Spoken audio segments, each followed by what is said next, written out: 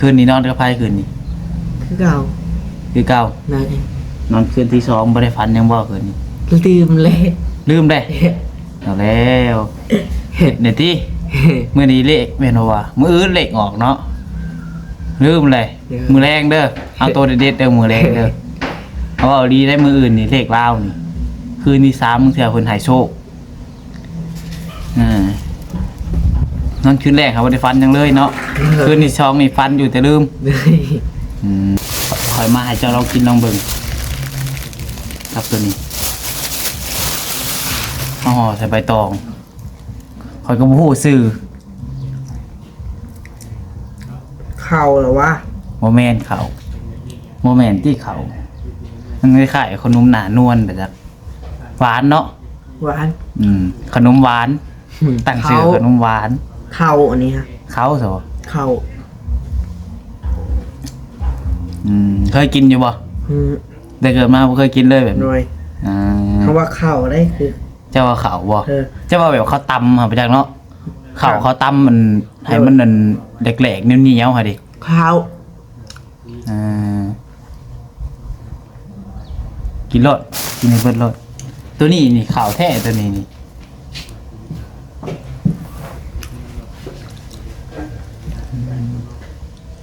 แซ่บอยู่บ่เลยแซ่บอยู่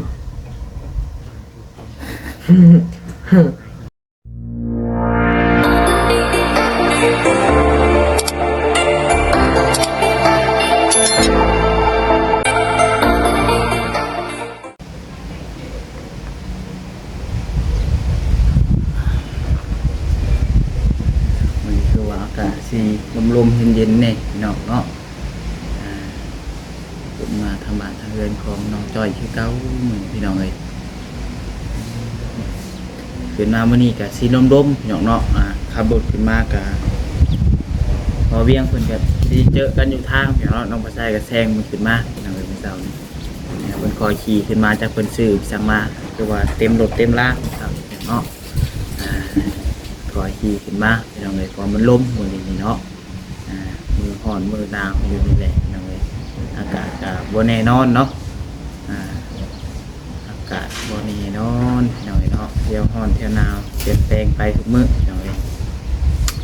เอาก่อนอื่นเบิดกราบทักทายสบายดีสวัสดีพ่อแม่พี่น้องสบายดีป้าลุงแล้วก็ FC กันเบิดสู่คนก็จะหม่องสุบอนเด้อพี่น้องเด้อว่าสิวฝั่งลาวฝั่งไทยแล้วก็อยู่ทางต่างประเทศนะเพื่อนเนาะที่มันขณะที่เพิ่นเข้าใจภาษาลาวภาษาไทยเฮาก็ยินดีต้อนรับเข้าสู่ช่อง YouTube น้องพัดไซChannel อีกแล้วพี่น้องเอ้ยมาพบมาพอกันคือเก่าพี่น้องเนาะมื้อนี้ก็อยู่เพื่อนน้องจ้อยพี่น้องเนาะเดินทางขึ้นมาแต่เช้าคือเก่าพอขึ้นมาแต่เช้าก็ได้พี่น้องเนาะแต่ละมื้อคือเพื่อคือน้องฮอดพี่ก็สวยคือเก่าพี่น้องเนาะคือน้องฮอดพี่9 โมง 10 โมงอย่างนี้ออกแต่เฮือนจะ7 8 โมง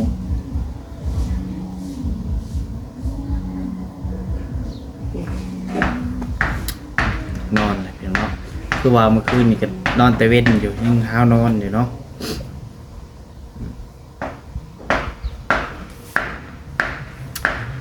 พี่น้องเนาะมาเงินนักสารของน้องจ้อยกับนี่ทางพ่อแก้วกับเป็นอยู่เพื่อนลูกชายเพื่อนเนาะ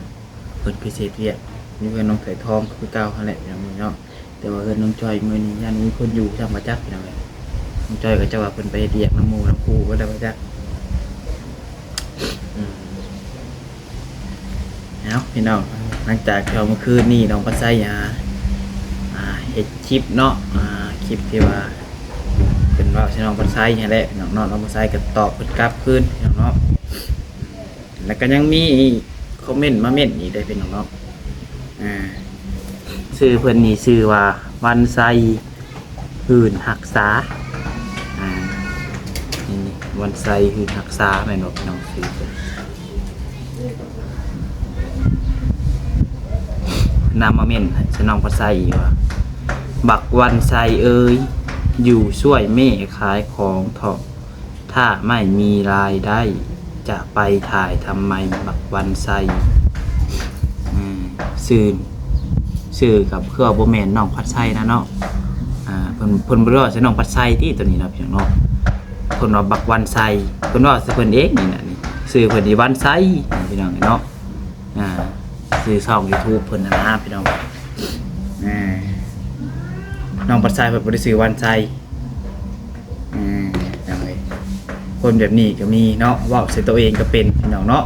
คือเพิ่นอยากว่าใส่น้องพัดไซว่าแต่เพิ่นเขียนบ่ถูกว่าพี่น้องเนาะว่าดอกอย่าว่าสิหมู่บ่เขียนนั่น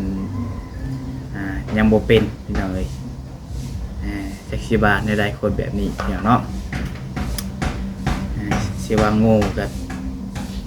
สิบ่แฮงไปโพดแบบพี่น้องเนาะว่าสิหมู่แต่เขียนยังบ่ถูกนะพี่น้องเอ้ยเนาะน้องพัดไซก็บ่ได้เดือดร้อนหยังดอกพี่น้องเนาะก็บ่ได้ใส่ใจบ่ได้ใส่ใจปานใดพี่น้องเอ้ยเนาะคือเฮาเฮ็ด YouTube นี่ก็เฮาต้องรับความเป็นจริงให้ได้พี่น้องเนาะว่าโลกมือนี้พี่น้องเอ้ยการที่เฮ็ด YouTube มันก็มีทั้งคนมักคนบ่มักพี่น้องเนาะคือน้องพัดไซก็ใครบ่มักก็แค่เลื่อนผ่านพี่น้องเนาะใครมักก็เบิ่งพี่น้องใครบ่มักก็แค่เลื่อนผ่านไปปัดไปพี่น้องเนาะน้องพัดไซก็บ่ได้คุมบ่ได้ห้ามว่าต้องมาเบิ่งให้นี่เนาะคันบ่เบิ่งแล้วบ่ได้ชั้นแท็กซี่บ่พี่น้องเนาะใครอยากเบิ่งก็เบิ่งใครบ่เบิ่งก็บ่เป็นหยังพี่น้องเนาะใครบ่มักน้องพัดไซก็เนาะน้องพัดไซก็ถ่ายแต่ละมื้อแต่ละวันใช้ชีวิตไปแต่ละมื้อได้แหละพี่น้องเนาะมามีหยังให้ถ่ายก็ถ่าย FC เบิ่งไปเรื่อยๆพี่น้องเนาะว่ามันเป็นงานของเฮาเด้เป็นเวียกของเฮาพี่น้องเนาะเวียกเฮาคือการถ่ายคลิปให้ FC ให้คนเบิ่งพี่น้องเนาะคือเวียกเจ้าก็คือบางคนพี่น้องบางคนนี่มักเว้าใส่คนอื่นก็ถ้านอนแต่ก็ถ้าเติมเน็ตนี่จะถ้าพิมพ์ถ้าด่าผู้นั้นผู้นี้แหละเวียกเจ้าตัวเนาะสำหรับบางคนพี่น้องเนาะบางคนเพิ่นก็ไปหาเฮ็ดเวียกเฮ็ดงานนั่นนี่พี่น้องเนาะอันนี้ก็เว้าเฉพาะพวกที่มักแซวมักว่าใส่คนอื่นนะพี่น้องเนาะเดี๋ยวเนาะโอ้ยเหนื่อยว่าลายที่นั่นเลย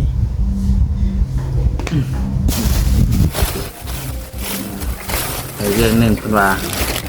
คะแนนโมมีรายได้เลยมึงสิไปถ่ายอย่างคือบอลขายเครื่องใช้เมย์คนว่าคะแนนเพิ่นว่าใช้น้องปัดใช้เนาะมันมีอยู่รายได้เนาะข่อยอยากบอกเด้อคันว่าเบิ่งอยู่คลิปนี้รายได้ข่อยมีแต่ว่ามันบ่หลายซื่อรายได้นะคะแนนบ่ยอดวิวข่อยขึ้นหลายข่อยก็ได้เงินหลายถ้าเราวิวข่อยบ่ขึ้นข่อยก็บ่ได้หลายถามว่ามีบ่รายได้มีรายได้มีเนาะแต่ว่ามันบ่หลายซื่อเด้อคือน้องปัดไซเว้าอะไรตัวอย่างเนาะถ้าใครติดตามเบิ่งน้องปัดไซทุกคลิปเนาะรายได้น้องปัดไซแต่ละเดือนก็พอแต่ได้ใช้น้ำมูกน้ำมันซื้อกินใช้ชีวิตไปวันๆนี่แหละเนาะก็บ่ได้ล่วงร้ายแบบว่าพอสินั่นนี่พี่น้องเนาะพอจะได้ใช้น้ำมูกน้ำมันมาถ่ายคลิปให้ทุกคนเบิ่งพี่น้องเนาะ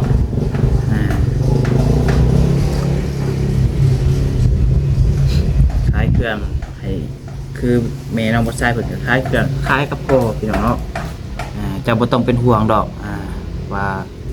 บ่คอยไปขายเครื่องนำแม่บ่ต้องเป็นห่วงแม่คอยเล่ามีคนซอยแล้วมื้อใดกันเราบ่มีคนซอยคอยไปแท้คือบ่ทาจะบอกดอกเด้ออันนี้เว้าสำหรับคนที่เพิ่นว่าสิน้องปัดไซนี้พี่น้องเนาะย่านเพิ่นบ่ฮู้นะพี่น้องเพิ่นเพิ่นเบิ่งเฮาดอกเขามาเบิ่งแต่คลิปแบบเป็นกระแสนั่นนี่นะพี่น้องเนาะอันนี้ก็ซื้อขนมมากินพี่น้องจับเพิ่นเอิ้นขนมยังอันนี้ขนมหวานบ่พี่น้องขนมมันขนมยากพี่น้องเนาะว่าบ่เป็นเฮาบ่ใส่กับบ่แต่น้อยจนใหญ่เนาะก็เคยกินปีนี้พี่น้องเนาะเพิ่นหาเริ่มเฮ็ดขายนะพี่น้องเนาะบ่เคยกินจักเทื่ออะไรนี่พี่น้องเอ้ยแซ่บพี่น้องเอ้ยกินแล้วก็ติดใจมันหวานๆห่อใส่ใบตอง คล้ายๆกับขนุนหนานวลบอกน้องแต่อันโบแมน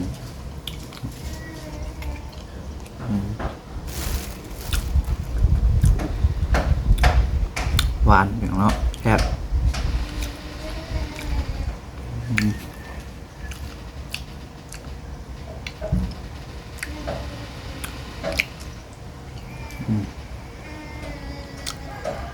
เดี๋ยวจังหน่อย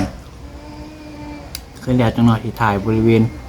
เพื่อนน้องจ้อยให้พี่น้องเบิ่งเนาะเพียงเนาะว่าน้องจ้อยเพิ่นกับผู้เฮ็ดเวียกอยู่พุ่น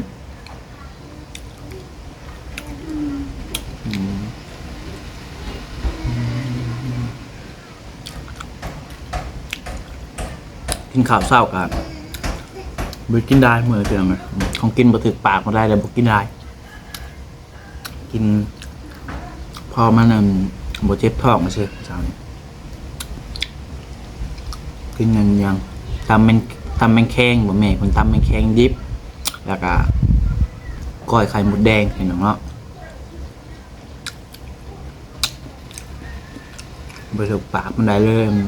กินพออยู่ท้องซื่อ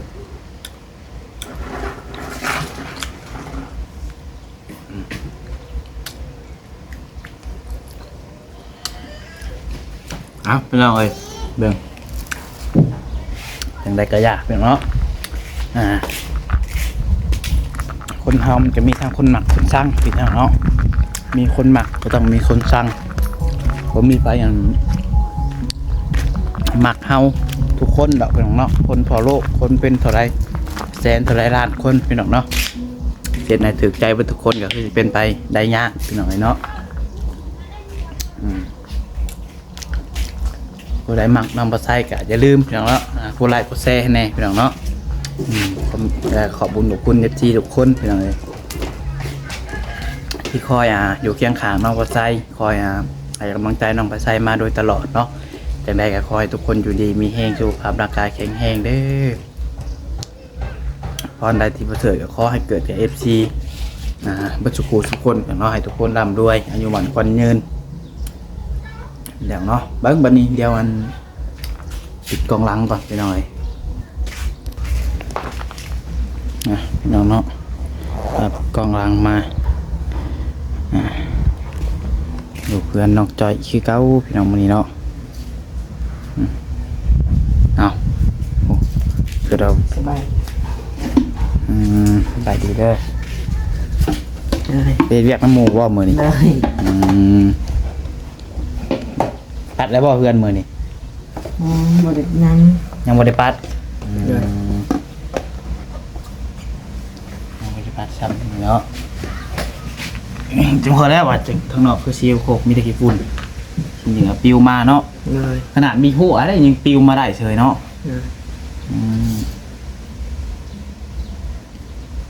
เป็นอะไร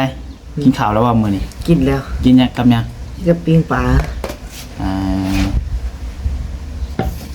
จะต้มปลาว่านี่เบิดบ่เบิดกินเถิดขาเบียร์เลย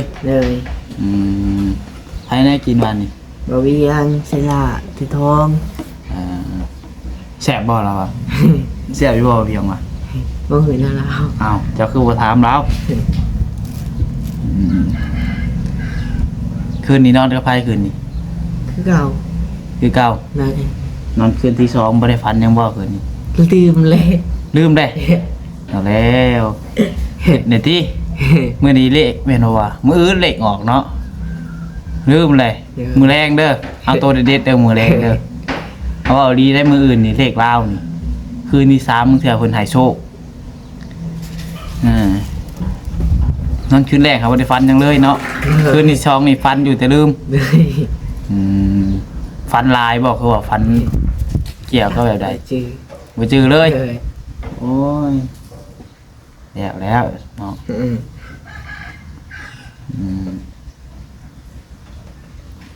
นั่นเลยในตัวเด็ดก็ออกกันได้บอกเลยพอแก้วอะไรได้ให้ถือดุอยู่พอแก้ว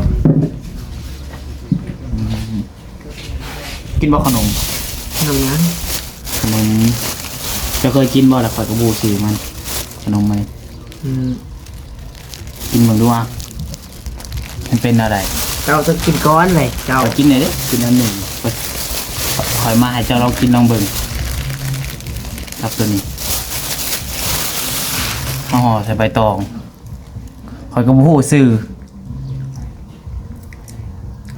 เข่าเหรอวะ โมเมนเขาโมเมนที่เขามันคล้ายๆขนมหนานวลแบบหวานเนาะ หวาน ขนมหวานตั้งชื่อขนมหวาน เข่าอันนี้ฮะ เขาสบ เข่า ตัวนี้เขานี่ คือกันอันนี้คือเข่ากัน แม่นสบ เฮ้ย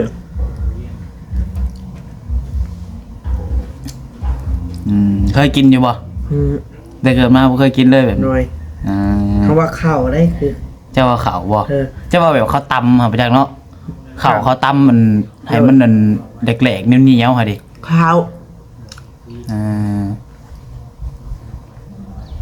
กินรสกินในเบิดรสตัวนี้นี่ข่าวแท้ตัวนี้นี่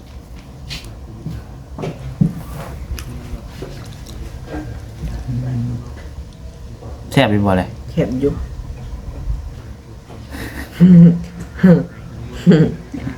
กินดีกว่ามื้อไหนซื้อมาให้มากอยู่บ่แบบนี้ฮะ เยอะ ฮะ เยอะ โรยฮัจิว นั่งหนึ่ง ใส่มันติ ใช่ กินเลยติว่าสิเอามือจับอีกซักเลยมันก็เปื้อนมือเลยจะเจาะพังยัง ฟังมาวิ่งแล้ว พังโดยเวียงว่าพังเราเห็นยังกินรสตัวนี้กะนี่เป็นรส จกมาในนี่มีเงิน50 ล้าน สิรสเลยบอกกันได้50 ล้าน โอ้ จะเสียไปซื้อยังถึงไปได้50 ล้านฮะ ไข่ ใส่เอาเบิ่งดูหนามันฮะเป็นแบบ ไข่ นั้น ยังนี่ กันน่ะแล้ว มันเป็นเขาตัวนี้เขานมหวาน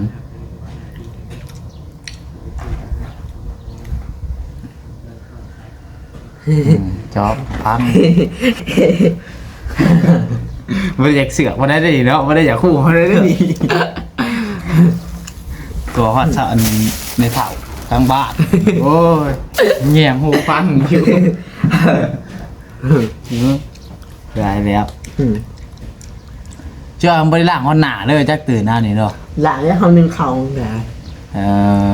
นั่นนะเฮ้ยปึงผมสี่กระเดยจะว่านอนเป็นตื่นขึ้นมาไปเห็นเรียกเลย เขาหนึ่งเข่าเขาตื่นแต่6 โมงปุ๊บ แน่นอน โดยแล้วหนึ่งเข่าเลย หนึ่งข่าวขึ้นเองคือมือว่ะเดี๋ยวนี้ โดย ทางป้าบริหนึ่งบ่สาวไม่พอนะ นึ่ง เราก็หนึ่ง โดย แต่เจ้าก็หนึ่งกินเอง โดย กินเกษตรกินเองพร้อมบ่บัดนี้ คือกินเองเรื่องเขาอยู่เรื่องเขาลืมมาเขาไปกินอยู่หุ้น มือแรงลืมมาข่าวฮะ เลย ลืมมาข่าวกับตื่นมากกับมา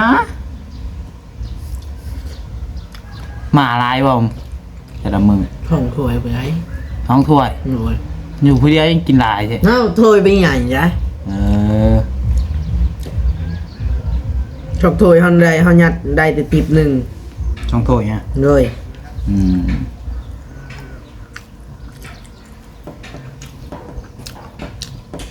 ยันเห็ดกินเองน้ำดีแล้วกินเอง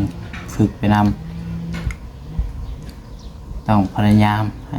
เอาตัวเองให้รอด ต้องพึ่งตัวเองให้ได้หลายๆเท่าที่สิเฮ็ดได้สิพึ่งแต่คนอื่นนี่มันบ่ได้ตลอดได้พึ่งคนอื่นได้อยู่ได้ชั่วคราวอันบ่ซ้ำเฮาพึ่งตัวเองพึ่งตัวเองนี่เราขอโทษนำไปจนหนาลมหายใจสุดท้ายพอแหละเนาะเฮาพึ่งตัวเองนี่มันต้องเฮ็ดทุกสิ่งทุกอย่างให้มันเป็นด้วยตัวเองเก่งเบิดให้ดีหยังก็เป็นเบิด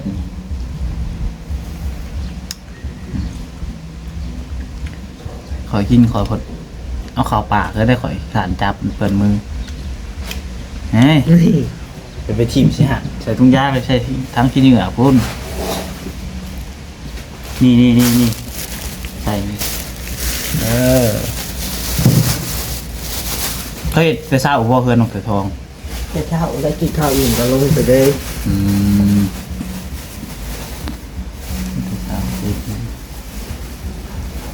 นะพี่น้องเนาะอิ่มแล้วบ่วันนี้ อิ่มแล้ว ป ไปลุยเวียกต่อบอลบอลผลลายพี่น้องเนาะทางลมผลจาก4-5 นาทีก็พอมือหนึ่งเนาะใส่กระทายพี่น้องเบิ่งอ้อมเพื่อนเพิ่นแต่ละมือนี่แหละกวดกาเบิ่งแต่ละมือพี่น้องเนาะเบิ่งซอยเพิ่นน้ำมากับพี่น้องเนาะในบวคักก็บอกให้เพิ่นเฮ็ดเพิ่นเมียน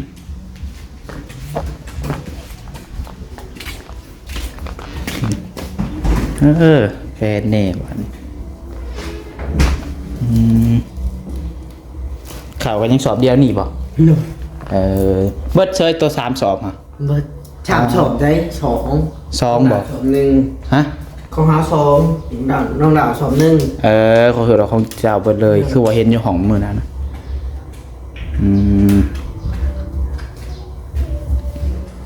ค่ะมันยังเนาะคนครัวกับมีไว้สวยบ่วงเพียงเนาะไปดังไฟดอกเห็นดังไฟก็อยู่ดุม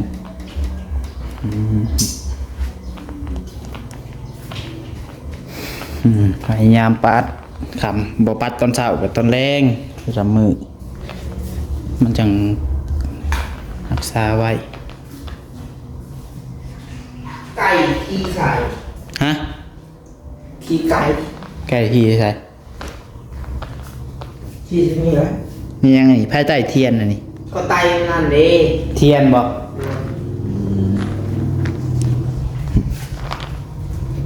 ไก่ไม่ได้ขี้ไก่ไก่มาแต่ไสอันนี้ไก่ของดาวอ๋อนี่จะขี่ไก่เต็มเลย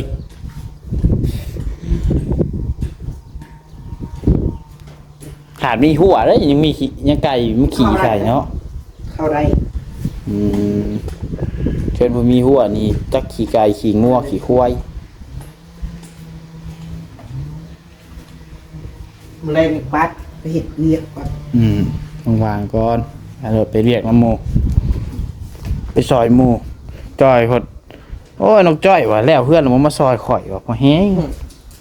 โอ้ยเติบอยู่ทางพุ่นเป็นน้องผมใส่เป็นเฮงบจากปาตีน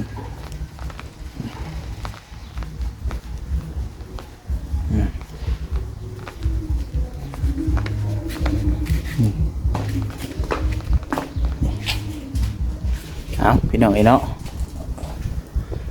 อัปเดตให้เบิ้งมือละคลิป2 คลิปสำหรับเพื่อนน้องจ้อยพอเพิ่นก็แล้ววัดทุกอย่างให้ได้พี่น้องเนาะถ้าให้เบิ้งเล็กๆน้อยๆพี่น้องเนาะ